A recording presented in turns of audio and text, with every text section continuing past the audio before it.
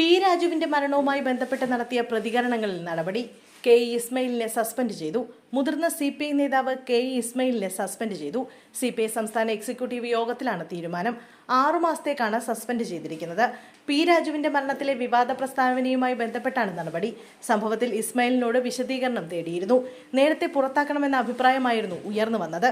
എന്നാൽ കെ ഇസ്മയിലിനെ പാർട്ടിയുടെ വൃത്തത്തിൽ നിർത്തി നടപടി മതിയെന്ന നിർദ്ദേശം ഉയർന്നു വന്നു. തുടർന്നാണ് സസ്പെൻഡ് ചെയ്തിരിക്കുന്നത്. ഇസ്മയിലിന്റെ പ്രതികരണത്തിനെതിരെ CPI എറണാകുളം ജില്ലാ കമ്മിറ്റി പരാതി നൽകിയിരുന്നു. അതിന്റെ അടിസ്ഥാനത്തിലാണ് നടപടിയെടുക്കാനുള്ള തീരുമാനം. മുൻ ദേശീയ എക്സിക്യൂട്ടീവ് അംഗമായ ഇസ്മയിൽ ഇപ്പോൾ പാലക്കാട് ജില്ലാ കൗൺസിലിലെ ക്ഷണിതാവാണ്. പി രാജുവിന്റെ മരണത്തിൽ പാർട്ടിക്കെതിരെ കുടുംബം രംഗത്തെത്തിയിരുന്നു.